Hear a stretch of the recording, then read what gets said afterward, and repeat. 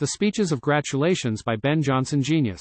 Time, fate, and fortune have at length conspired, to give our age the day so much desir'd.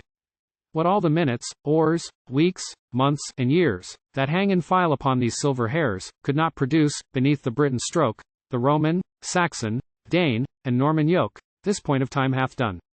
Now London, rear thy forehead high, and on it strive to wear thy choisest gems. Teach thy steep Towres to rise higher with people. Set with sparkling eyes thy spacious windows, and in every street, let thronging joy, love, and amazement meet. Cleave all the air with shouts, and let the cry strike through as long, and universally, as thunder. For, thou now art blist to see that sight, for which thou didst begin to be, when Brutus' plough first gave thee infant bounds, and I, thy genius walked auspicious rounds in every furrow. Then did I forelook, and saw this day marked white in Clotho's book. The several circles, both of change and sway, within this isle, there also figured lay, of which the greatest, perfectest, and last was this, whose present happiness we tasked. Why keep you silence, daughters? What dull peace is this inhabits you?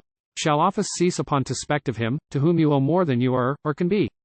Shall time know that article, wherein your flame stood still, and not aspered? Now heaven avert an ill of that black look. Ere pause possess your breasts, I wish you more of plagues. Zeal when it rests, leaves to be zeal. Up thou tame river, wake, and from thy liquid limbs this slumber shake. Thou drown'st thyself in inefficacious sleep, and these thy sluggish waters see me to creep, rather than flow. Up, rise, and swell with pride above thy banks. Now is not every tide Temessus. To what vain end should I contend to show my weaker powers, when seas of Pampa o'erflow the city's face, and cover all the shore with sands more rich than Tagus' wealthy ore? When in the flood of joy, that comes with him, he drowns the world, yet makes it live and swim, and spring with gladness. Not my fishes here, though they be dumb, but do express the cheer of these bright streams. No less may these, and I boast our delights, albeit we silent lie. Genius. Indeed, true gladness doth not always speak? Joy bred, and born but in the tongue, is weak. Yet, lest the fervor of so pure a flame as this my city bears, might lose the name, without the apt eventing of her heat, no greatest James, and no less good, than great.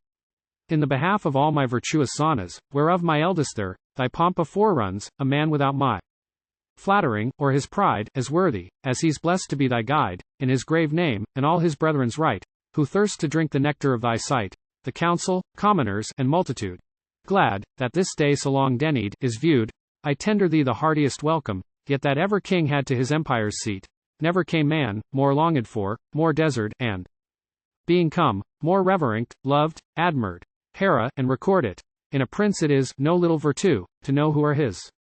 With like devotions, do I stoop to embrace this springing glory of thy godlike race, his country's wonder, hope, love, joy and pride.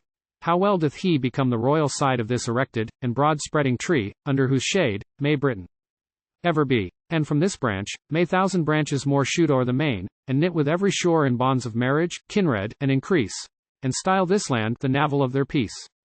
This is your servant's wish, your city's vow, which still shall propagate itself, with you, and free from spurs of hope, that slow minds move. He seeketh no higher, that owes his life to love. And here she comes that is no less a part in this day's greatness, than in my glad heart. Glory of queens, and glory of your name, whose graces do as far outspeak your fame, as fame doth silence, when her trumpet rings you daughter, sister, wife of several kings. Besides alliance, and the style of mother, in which one title you drown all your other instance, be that fair shoot, is gone before, your eldest joy, and top of all your store, with those, whose sight to us is yet denied, but not our zeal to them, or aught beside this city can to you, for whose estate she hopes you will be still good advocate to her best lord. So, whilst you mortal are, no taste of sore mortality once dare approach your house, nor fortune greet your grace, but coming on, and with a forward face. Genius. Stay, what art thou, that in this strange attire, darst kindle stranger, an unhallowed fire upon this altar? Fl. Rather what art thou that darst so rudely interrupt my vow? My habit speaks my name. J. A. Flamen? Fl. Yes, and Marshallus called. J. I so did guess by my short view. But whence didst thou ascend hither, or how? Or to what my stick end? Fl. The noise, and present tumult of this day, roast me from sleep, and silence, where I lay obscured from light, which when I wake it to see, I wondering thought what this great Pampa might be. When, looking in my calendar, I found the Ides of March were entered, and I bound with these, to celebrate the genial feast of Anna stilled Perenna, Mars his guest, who, in this month of his, is yearly called to banquet at his altars.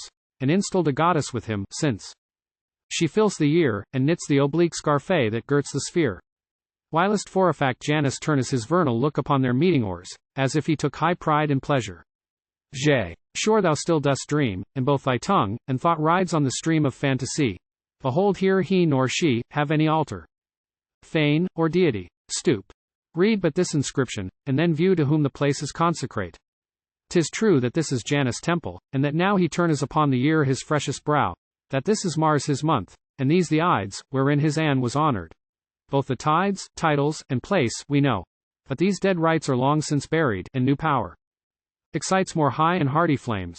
Lo, there is he, who brings with him a greater Anne than she, whose strong and potent virtues have defact stern Mars his statues, and upon them placked his, and the world's blessed blessings. This hath brought sweet peace to sit in that bright state she ought, unbloody, or untroubled.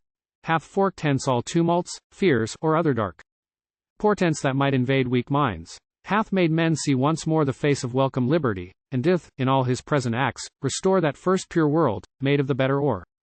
Now innocence shall cease to be the spoil of ravenous greatness, or to steep the soil of raised peasantry with tears and blood.